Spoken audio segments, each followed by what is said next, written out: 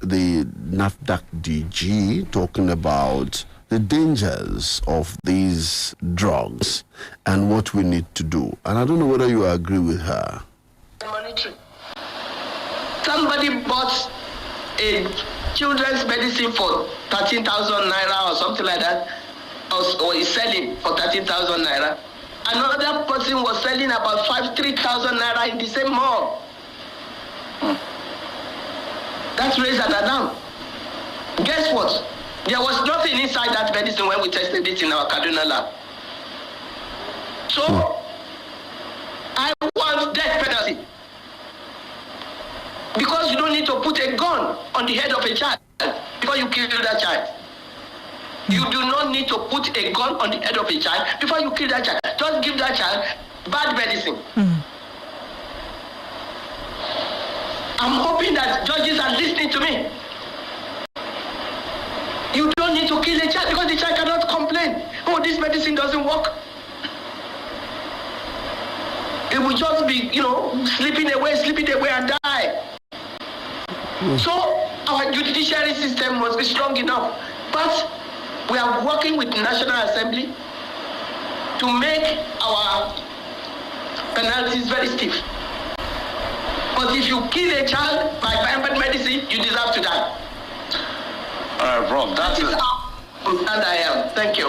Yeah. Thank you very much for listening to that. Now, I'd like to ask, do you think that death penalty is enough? Absolutely. I support that. Because how are you even able to sleep at night knowing that what you have packaged is going to kill a child or kill somebody? How do you sleep at night? It means that you're a murderer. So I do agree that maybe death penalty could serve as a deterrent to other people and a worthy punishment for perpetrators of this evil.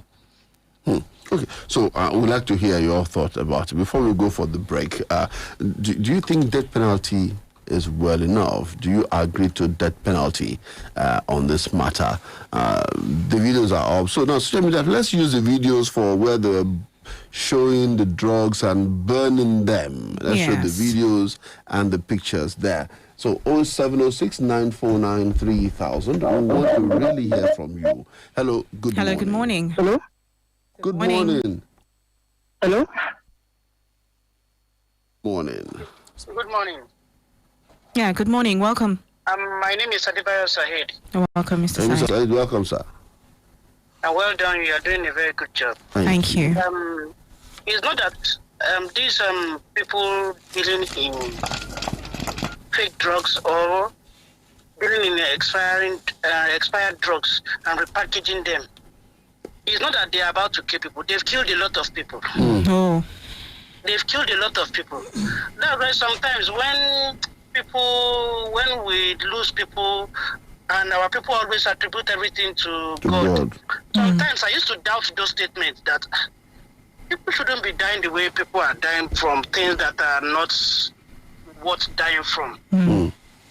It's just that we are too religious. We hide under religion if any bad thing happens to anybody. But all these things that is making people to lose their lives, we don't think about it. I think people should NAFDAC to sign a petition or something. They should sign a death penalty. They should make it a death penalty for anybody dealing with fake drugs. And people too should be careful going to consult at a pharmacist. Because another thing is, one thing is buying fake drugs. One thing is having wrong diagnosis and using fake drugs to treat wrong diagnosis. People too have lost their lives from that. Thank you very much. Thank you. Thank you, Mr. Saeed Adebayo. Thank you so much. Hello, good morning. Hello, good morning. Grace, good morning. This is Steve from Oyo. Steve, welcome. Welcome, Mr. Steve. Before you talk about death penalty, the first thing you should do is ban selling of drugs in the open market. Go to that, you'll be surprised. See people selling drugs. In fact, in the open market. Go to it, everywhere. The first thing we should do is that one. Secondly, we should declare state of emergency on drugs. All these people that are doing this, death penalty, they will send us to death. how many governors will sign death penalty? Another thing we should do is country where these drugs are coming from. I'm sorry, Turkey, China. We should talk to them the way they understand. And all these estates that you cannot enter, that's why they are manufacturing fake drugs. Because that's the thing we should before we get a sentence. Because if they are sentenced to death, how many governments will sign this death warrant? How many lifetimes get it? Thank you so much. That's a very good point to raise. Right. But we'll get back to that. Hello, good morning. Yeah, good morning. Good morning. Morning, sir. Yeah, the other time you make mention of about these politicians doing visitation. You see, have you been the visitation and consultation for the betterment of the country and for the betterment of the people, the masses? It will have been a different ballgame. But their visitation and consultation and whatever they are doing is towards their own selfish interest. Because they have been in government and now they are no longer in government, they are no longer in power. They are doing all that is humanly possible for them to remain in power. Tell me, what are they doing in that power? In the position of power that they have. For how many years now has El Rufai been in government? Since Obasanjo's time. What has been his impact? And many of them like that. You see, it's only God that can deliver us from these useless people. Don't use the word. So to say. That word is not I'm sorry good. for that. I'm sorry for that word. Thank you. Thank you. You didn't tell us your name. What's your name, sir? Anima Shang Olufemi is my name. I'm calling from Iliwura. Thank you, Mr. sir. Anima Shang Olufemi. Thank you so much. Let's see who's there. Hello, good morning. Good morning. Oh, We lost that one. Left. Okay, this one is here. Hello, good morning. Yeah, good morning, Sean. Yes, sir. Good morning, Grace. Good morning, sir. Tony Tony Brown. Brown. Welcome, Mr. Tony. Brown. Happy New Week and happy day. Thank Wish you you the so same. much. It's a good day. So, Joe, I listened to some callers and I felt, are we saying we are pitching this drug? What is the difference between when you go to China, you ask them to mix nonsense, you mix rubbish, that can kill our children.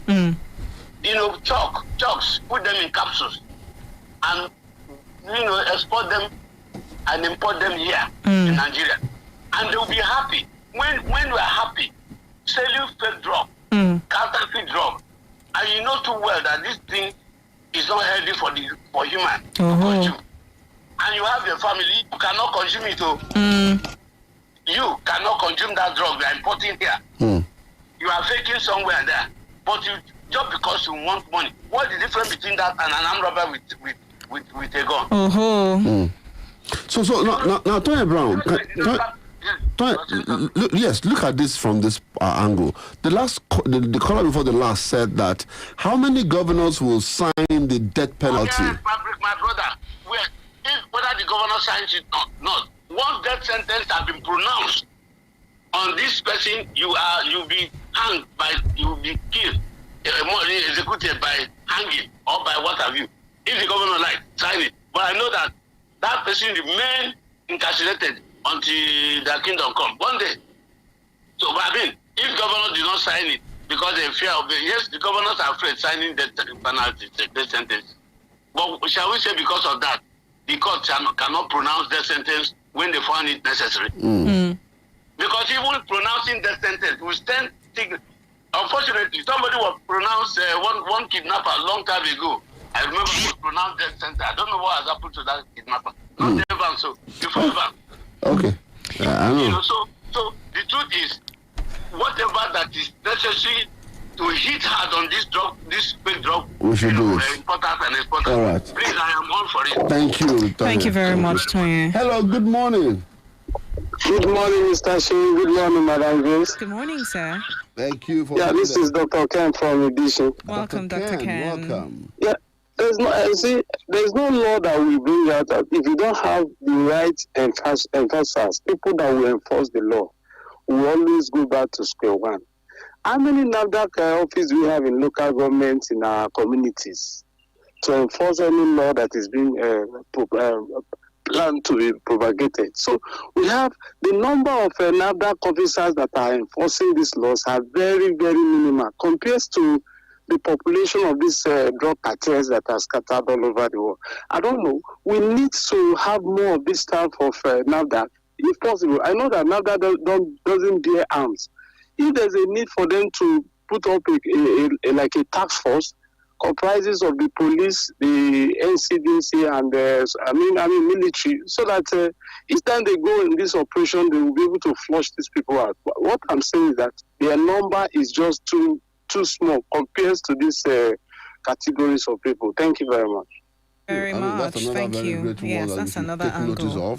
A task force by NAFDAC to clamp down on these.